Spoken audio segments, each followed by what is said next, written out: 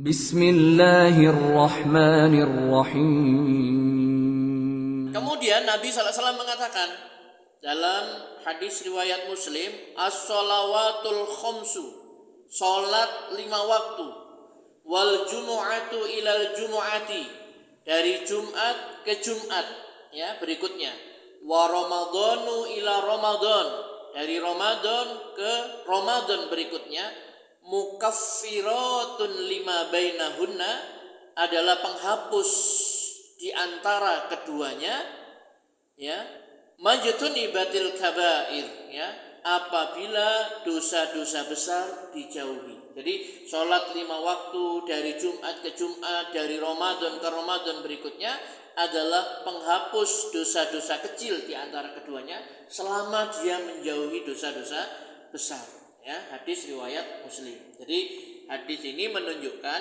ada dosa besar, ada dosa kecil, ya. Ada dosa-dosa besar, ada dosa-dosa kecil. Dan masih banyak hadis-hadis yang lain yang menjelaskan tentang dosa besar dan dosa kecil, ya. Nah, Bapak Ibu yang dirahmati Allah Subhanahu wa taala, apa yang dimaksud dengan dosa-dosa besar, ya? Dosa-dosa besar itu adalah setiap dosa yang pasti dibalas oleh Allah Subhanahu wa taala dengan neraka. Ada ancaman, ya, neraka, murka, laknat, dan siksa Allah Subhanahu wa taala. Jadi dosa besar itu adalah setiap dosa yang dibalas dengan neraka, murka, laknat, dan azab siksa. Kalau ada satu perbuatan diancam dengan neraka, itu berarti dosa besar. Kalau ada satu perbuatan dilaknat oleh Allah Subhanahu wa taala, itu termasuk dosa besar, ya. Seperti itu. Nanti ada contoh-contohnya, ya. Kemudian ulama yang lain mengatakan dosa besar itu adalah dosa-dosa yang mengharuskan hukum had. Ada hukumannya di dunia. Seperti orang mencuri dipotong tangannya. Kalau dalam Islam kan laki-laki yang mencuri, perempuan yang mencuri, potonglah tangan keduanya. Berarti kalau ada hukumannya itu dosa besar. Orang membunuh dikisos, dibalas juga dia, dibunuh. Itu menunjukkan membunuh itu dosa besar. Minum khamr didera, dicambuk. Itu menunjukkan minum khamr itu termasuk dosa besar. Kenapa? Ada hadnya, ada sanksinya, hukumannya, ya. Berzina ada yang dirajam, ada yang dicambuk, ya. Pokoknya setiap dosa yang ada hukumnya di dunia itu dosa besar. Nah, kalau yang pertama tadi, setiap dosa yang ada ancamannya, diancam dengan murka Allah, dengan neraka, dengan laknat, dengan siksa, itu adalah dosa-dosa besar, ya. Nah, seperti itu. Nah, kemudian sebagian ulama menyatakan dosa-dosa besar itu bisa didefinisikan dengan menyebutnya satu persatu, ya.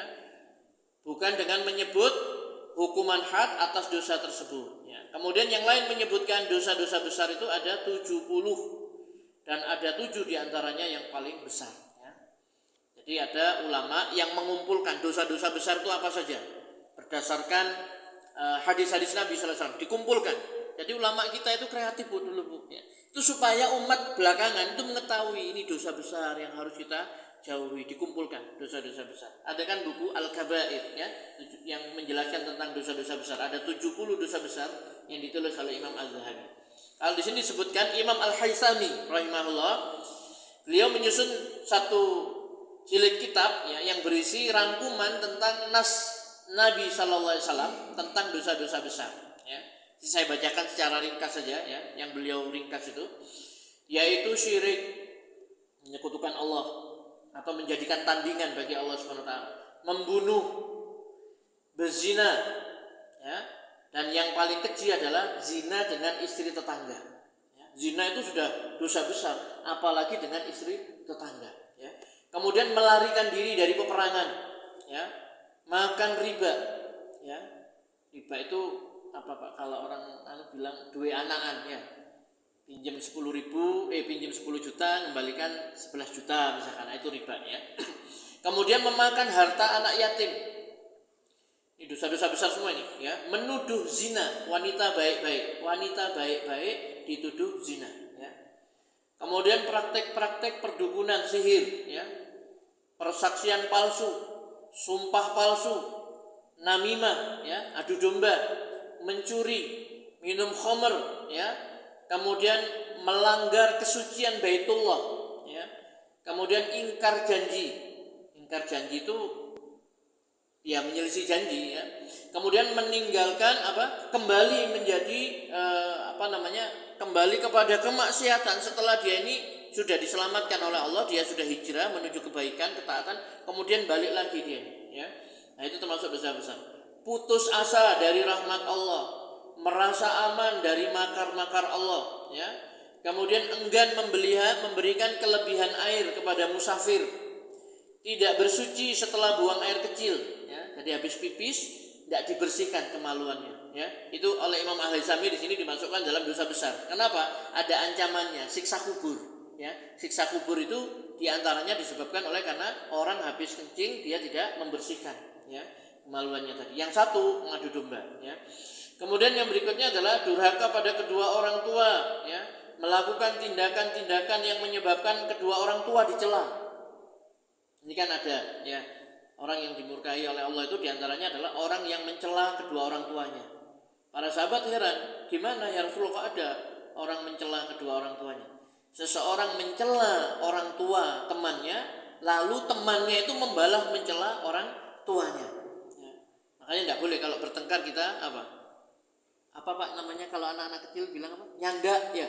Nyanda, ya. Ya tukaran ya kita, enggak usah nyanda mbah-mbah atau ya, orang tua, ya. Seperti itu. Itu termasuk nanti dosa-dosa besar juga itu, ya. Membahayakan orang lain dalam memberi wasiat dan seterusnya, ya. Jadi disebutkan oleh para ulama. Nah, ini kita perlu tahu, Bu, ya. Kita perlu tahu keburukan tadi itu, dosa-dosa maksiat, dosa besar tadi itu, supaya kita ini kemudian meninggalkan, ya. Adu domba, kemudian macam-macam, ya. Kemudian kata penulis di sini, ya, memang semua itu adalah termasuk dosa-dosa besar secara nas. Tapi ya bukan hanya itu saja dosa besar, bukan hanya yang ditulis ini saja, masih banyak, ya. Di antaranya adalah seperti berdusta, bunuh diri, melaknat orang lain, laki-laki menyerupai wanita, wanita menyerupai laki-laki, ya. Tidak baik dengan tetangga, suka menyakiti tetangga, khianat, menyuap, ya, merubah patokan-patokan tanah, batas-batas tanah dan yang lainnya. Masih banyak, ya. Makanya kita ini jangan asik dengan keutamaan sholat duha, keutamaan dengan kita ini berzikir. Tapi kita juga harus tahu apa saja yang bisa menyebabkan rusaknya amal-amal kita, yaitu perbuatan-perbuatan dosa dan maksiat tadi itu. Jadi dosa-dosa besar itu tidak terbatas jumlahnya menurut sebagian ulama, ya. Yang jelas dia adalah merupakan bentuk kemaksiatan yang dinyatakan haram, ya, secara tegas oleh dalil, ya. Baik dia diancam dengan laknat, murka, siksa neraka, ya, ataupun hukuman had, ya, sanksi-sanksi di dunia, ya. Termasuk dosa besar misalkan begini, ya, ada ancamannya tidak masuk surga. Setiap ada perbuatan dosa yang diancam tidak masuk surga, itu adalah dosa besar, ya. Misalkan minum khamr, ya, tidak akan masuk surga orang yang minum khamr, ya. La yadkhulul jannah mudminul khamr. Tidak masuk surga orang yang minum khamr. Walaupun nanti dijelaskan oleh para ulama, karena minum khamr itu bukan syirik, bukan perbuatan kekafiran yang menyebabkan dia keluar dari Islam, ya. Dijelaskan oleh para ulama nanti tidak masuk surganya itu bagaimana. Di antaranya Imam Nawawi menjelaskan kalau dia itu minum khamr dan menghalalkan minum khamr, dia tidak akan masuk surga selama-lamanya. Kenapa? Dia menghalalkan yang haram. Tapi kalau dia minum khamr tapi dia masih meyakini khamr itu haram, dia merasa berdosa, maka dia tidak masuk surga bersama dengan rombongan kaum muslimin yang pertama kali masuk ke dalam surga. Nah, begitu, minum khamr. Ada lagi, la yadkhulul jannah, tidak akan masuk surga namam. Orang yang namimah, suka mengadu domba. Bahasa kita sekarang provokator. Ya. Ini A dan B ini baik-baik saja hubungannya. Kemudian orang ketiga memprovokator mengadu domba, merusak hubungan tadi itu, ya. Sehingga terjadi, ya, mungkin kalau tingkat negara jadi bisa perang, ya. Seperti itu, ya. Nah, ada yang ngompor-ngompori misalkan Rusia sama Ukraina misalkan perang ya. Tapi kalau masing-masing pribadi biasanya ngadu domba. Tidak masuk surga orang yang mengadu domba. Termasuk juga la yadkhulul jannata qati', tidak akan masuk surga orang yang memutus. Yang dimaksud adalah memutus silaturahim. Ini menunjukkan mutus silaturahim itu dosa besar. Ya. La yadkhulul jannata man qala fi qalbihi misqala dzarratin min kibrin. Ya, atau kama qala Rasulullah SAW.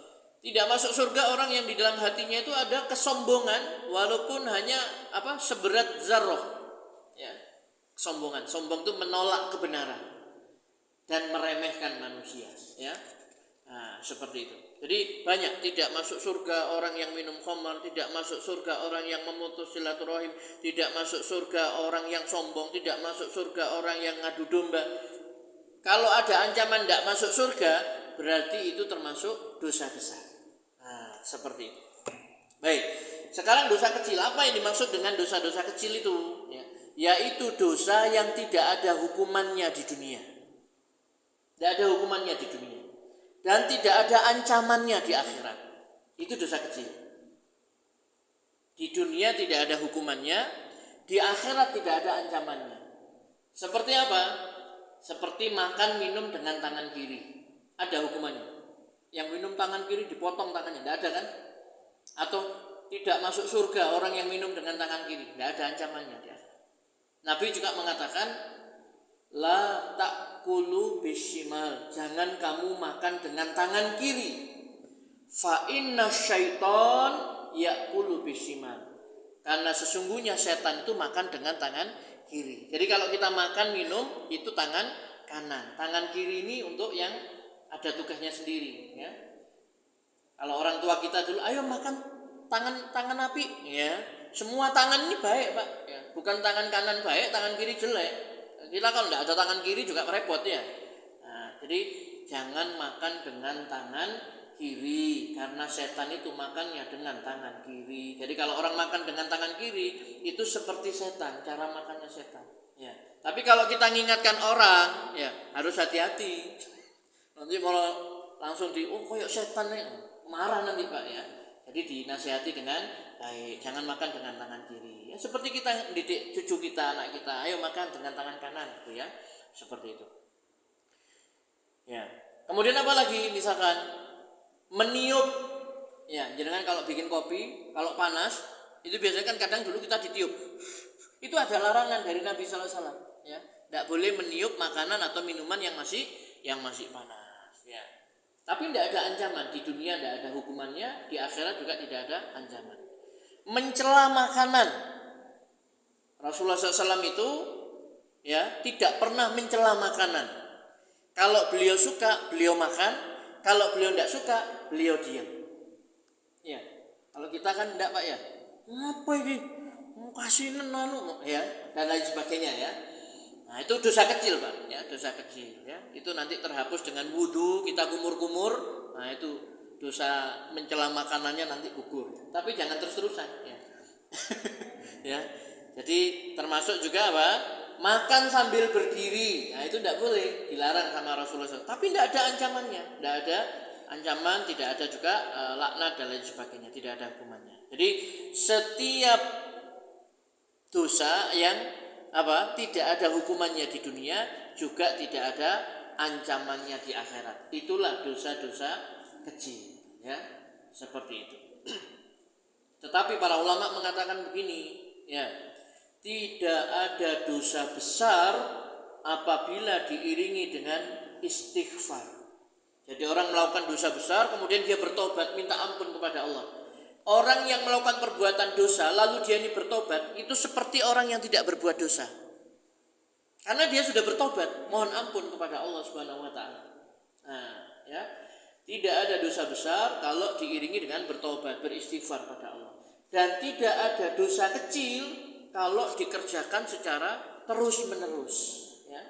Dosa kecil meremehkan dia, tapi terus-menerus itu akan menjadi dosa besar, ya. Malah ada juga ulama, sebagian kecil ulama yang mengatakan tidak membedakan dosa besar dan dosa kecil, ya. Kamu jangan melihat dosanya, ya, tapi lihat siapa yang engkau maksiati, ya. Kalau kita bermaksiat kepada Rasulullah SAW, nah kalau kita istilahnya itu merasa kita ini merasa berdosa besar, ya. Rasulullah SAW melarang seperti itu misalkan, ya, maka kita harus berusaha untuk meninggalkan, ya. Jual beli di dalam masjid, makan bawang, ya toh, buang air, pipis ke arah kiblat atau membelakangi kiblat itu dilarang. Tapi tidak ada ancamannya, tidak ada juga hukumannya di dunia. Nah, semua yang dilarang oleh Rasulullah SAW itu adalah termasuk dosa-dosa kecil kalau tidak ada hukumannya di dunia dan tidak ada ancamannya di akhirat, ya. Tapi Nabi selalu mengajarkan, bertakwalah kamu kepada Allah dimanapun kamu berada dan iringilah keburukan itu dengan kebaikan. Niscaya kebaikan itu akan menghapuskan keburukan.